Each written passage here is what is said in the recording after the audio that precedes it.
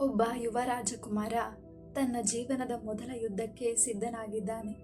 ಆದರೆ ಅವನು ಎದುರಿಸಬೇಕಾಗಿರುವುದು ಶತ್ರುವಲ್ಲ, ಒಬ್ಬ ಸ್ತ್ರೀಯನ್ನು ಕೊಲ್ಲಬೇಕಾ ಅಥವಾ ಧರ್ಮವನ್ನು ಕಾಪಾಡಬೇಕಾ? ಇದೇ ರಾಮನ ಮೊದಲ ದೊಡ್ಡ ಪರೀಕ್ಷೆ. ನಮಸ್ಕಾರ ಸ್ನೇಹಿತರೆ, ಇಂದು ನಾವು ರಾಮಾಯಣದ ಒಂದು ಅತ್ಯಂತ ಗಂಭೀರ ಘಟನೆಯನ್ನು ನೋಡೋಣ. ಇದು ಕೇವಲ ಯುದ್ಧವಲ್ಲ, ಇದು ಧರ್ಮ ಮತ್ತು ಭಾವನೆಗಳ ನಡುವಿನ ಸಂಘರ್ಷ. ವಿಶ್ವಾಮಿತ್ರ ಮಹರ್ಷಿಗಳು ರಾಮ ಮತ್ತು ಲಕ್ಷ್ಮಣರನ್ನು ತಮ್ಮ ಯಜ್ಞವನ್ನು ರಕ್ಷಿಸಲು ಕರೆದೊಯ್ಯುತ್ತಾರೆ.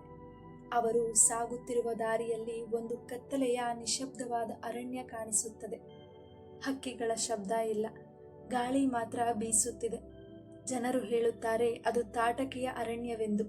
ಆದರೆ ಸ್ನೇಹಿತರೆ, ತಾಟಕೆ ಯಾವಾಗಲೂ ರಾಕ್ಷಸಿಯಾಗಿರಲಿಲ್ಲ. ಒಂದು ಕಾಲದಲ್ಲಿ ಅವಳು ಸುಂದರಿಯಾದ, ಶಕ್ತಿಶಾಲಿಯಾದ ಮಹಿಳೆ. ತಾಟಕೆ ಸುಕೇತು ಎಂಬ ಯಕ್ಷನ ಮಗಳು.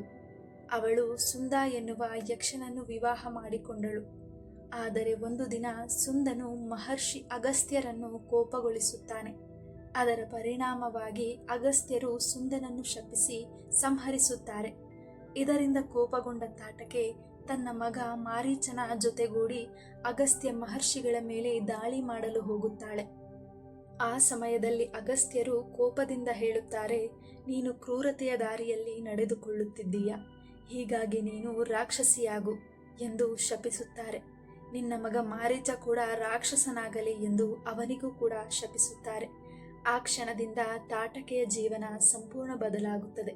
ಅವಳು ರಾಕ್ಷಸಿಯಾಗಿ ಅರಣ್ಯದಲ್ಲಿ ಭಯದ ಸಂಕೇತವಾಗುತ್ತಾಳೆ.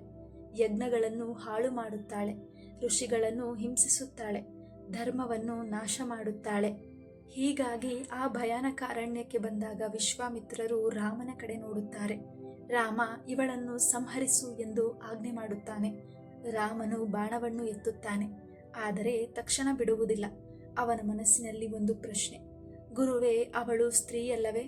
ಒಬ್ಬ ಸ್ತ್ರೀಯನ್ನು ಕೊಲ್ಲುವುದು ಸರಿಯೇ ಎಂದು ಪ್ರಶ್ನಿಸುತ್ತಾನೆ. ವಿಶ್ವಾಮಿತ್ರರು ಶಾಂತವಾಗಿ, ರಾಮ, ಧರ್ಮದ ಮುಂದೆ ಲಿಂಗ ಮುಖ್ಯವಲ್ಲ, ಅವಳ ಕರ್ಮ ಮುಖ್ಯ.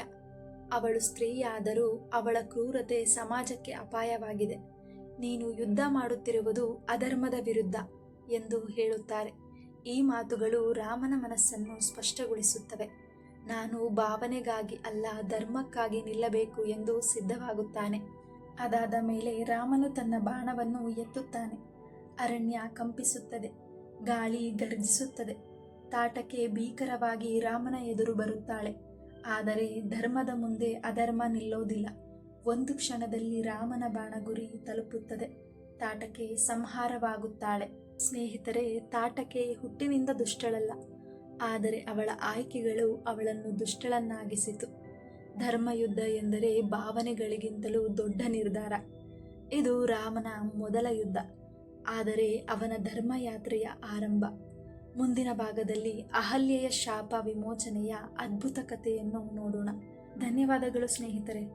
ಇವತ್ತಿನ ವಿಡಿಯೋ ನಿಮಗೆ ಇಷ್ಟವಾಗಿದ್ದಲ್ಲಿ ವಿಡಿಯೋವನ್ನು ಲೈಕ್, ಶೇರ್ ಮಾಡಿ ಹಾಗೂ ನನ್ನ ಚಾನೆಲನ್ನು ಸಬ್ಸ್ಕ್ರೈಬ್ ಮಾಡುತ್ತಾ ಮುಂದಿನ ದಿನದ ಶ್ರೀರಾಮನ ಕಥೆಗಾಗಿ ನಿರೀಕ್ಷಿಸಿ.